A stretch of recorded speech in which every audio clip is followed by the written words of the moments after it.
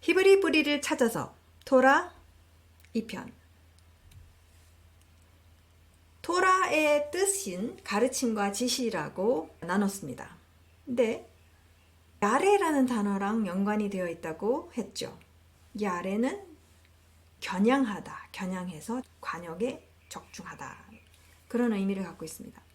근데 우리가 적중해야 될 관역은 그럼 무엇인가 생각해 봐야겠죠. 토라가 바로 관역에 적중할 수 있도록 가르치고 지시를 하는 내용인데, 그렇다면 그 관역 자체는 무엇인가? 바로 하나님은 누구신가? 창조주 하나님은 하나님의 말씀을 통해서 당신 자신을 계시하시기로 작정하셨습니다. 그래서 총 66권이 우리에게 주어진 것이죠. 토라는 보통 모세 오경이라고 하지만 사실은 가르침 지시라는 의미를 봤었을 때는 전체 성경 66권입니다. 그 성경 66권은 바로 이 창조주 하나님의 놀라운 드라마, 하나님께서 지금 어떻게 창조를 하셨으며 어떻게 시작을 하셨으며 무엇을 만들었으며 어떤 일이 일어났으며 그것을 회복하시기 위해서 어떻게 역사하고 계시나, 어떻게 행하시고 계시나에 대한 이야기가 성경에 들어가 있습니다. 근데 하나님의 속성이 굉장히 중요합니다. 여기서 하나님은 누구신가, 창조주는 누구신가 했었을 때 그분의 속성, 그분의 모든 행하심은 사실은 그분의 속성을 말해주는 것이죠. 그분은 어떤 분이신가를 계시해주고 나타내 보여주고 있습니다. 사건들을 통해서 그것을 우리가 알 수가 있습니다. 하나님께서 당신의 백성을 출애굽시켰구나. 어떻게? 그냥 막무가내로? 그냥 힘으로? 아니라는 것이 굉장히 디테일하게 어떻게 하시는가에 대해서 분명히 말씀해주고 계십니다. 그 속성을 우리가 우리가 알아가야 되고 그 속성을 우리가 살아가야 되는 거예요. 왜냐하면 우리는 그 창조주의 형상대로 만들어진 존재이기 때문입니다. 그것이 우리의 정체성입니다. 우리는 누구인가? 나는 누구인가? 나는 어떻게 살아야지 합당하고 마땅한가?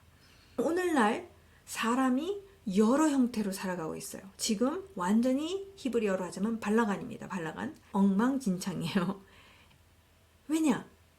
내가 누구인지, 어떻게 사는 것이 합당하고 마땅한지, 디자인인지를 모르고 있기 때문에 지금 막 가고 있습니다. 말씀은, 토라는 그것을 이야기해주고 있습니다. 그분의 속성을 알면은 내가 누구인가, 내가 어떻게 살아야 하는가, 그것을 알 수가 있어요. 그것을 가르쳐주고 계세요. 그것을 알려주고 계세요. 이렇게 하는 것이 합당한 것이다. 이렇게 하는 것이 네 디자인에 맞는 것이다. 이것을 알려주고 계십니다. 이것을 너무 잘 알고 있는 사도 바울이 로마서 7장 12절 말씀에 이렇게 고백하고 있습니다. 토라 율법은 거룩하고 계명도 거룩하고 의로우며 선하도다. 거룩하다라는 것은 따로 떼어놓아서 하나님 창조주의 목적에 맞게 쓰임받는 것입니다. 이 토라는 거룩하고 계명도 거룩하고 의로우며 선합니다. 다시 말하면은 창조주 하나님의 그 거룩하심, 선하심, 공의를 계시하고 있는 토라가 무엇이라고 말하고 있는지 우리가 알아야 된다는 것이죠. 무엇이라고 말하고 있고 어떻게 묘사하고 있는가. 그것을 보면서 우리가 그분의 속성을 알아가면서 그렇다면은 나는 어떤 존재인가? 나는 어떻게 살아야 되는가? 그것을 생각해 봐야 되는 것이죠.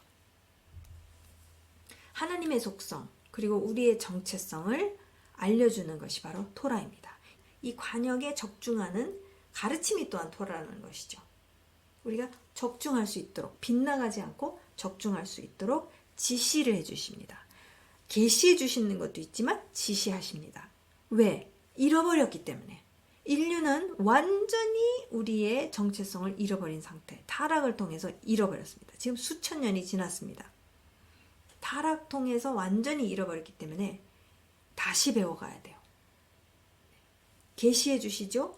알게 되었죠. 아멘으로 믿음으로 취했죠. 그러나 이제 지시를 통해서 배워가야 되며 연습해야 됩니다. 매일매일 삶 속에서 연습해야 되는 거예요. 그래서 그 지시사항들이 바로 토라라는 것이죠. 계시도 있지만 지시도 있습니다. 이 토라는 그래서 해라 하지 말아라를 잔뜩 나열한 규칙, 책이 아니라 룰북이라기보다 창조주 하나님 아버지의 속성을 알려주고 있고 계시해주고 있고 그 형상을 지닌 자녀가 우리 자녀죠. 우리가 마땅히 사는 이 생명의 라이프 스타일이 어떤 모습인지를 알려주는 거예요. 그러니까 추상적이지가 않다라는 거예요. 우리는 많은 경우 굉장히 추상적으로 생각하는 경향이 있습니다. 예를 들자면은 유명한 말씀, 먼저 그의 나라와 의를 구하라 라고 하셨어요. 아멘, 맞습니다. 할렐루야, 맞습니다. 근데 하나님의 나라를 매일 삶 속에서 구하는 것은 어떤 모습일까? 그분의 공의를 따라서 산다는 것은 과연 어떤 모습일까? 어느 정도는 아이디어는 있습니다만 구체적으로 어떤 것이 하나님의 공의를 내가 삶 속에서 오늘이라는 주어진 이때에 내가 선택해서 살 수 있는가? 이것을 아주 구체적으로 얘기해 주는 것이 바로 토라라는 거예요. 추상적이지가 않습니다. 생명의 라이프 스타일은 이렇게 사는 것이니라 라고 가르쳐 주시는 거죠. 그래서 참 재밌는 것은 이 토라, 야레, 이 어근이 있죠. 어근과 연관된 단어들이 있습니다. 말씀에서 많이 나와요. 그 예를 간단히 들어보겠는데요. 하나님의 속성을 계시하는 이 가르침과 지시와 연관된 단어들. 첫 번째는 모레, 모가입니다. 모레는 남성형, 모가는 여성형입니다.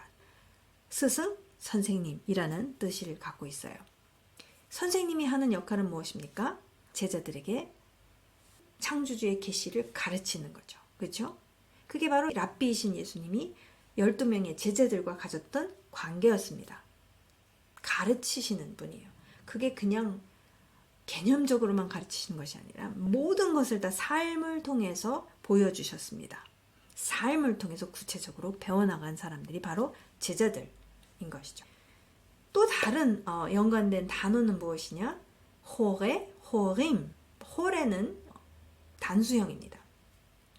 부 또는 모, 엄마 또는 아빠이죠. 또는 부모, parents, 엄마 아빠.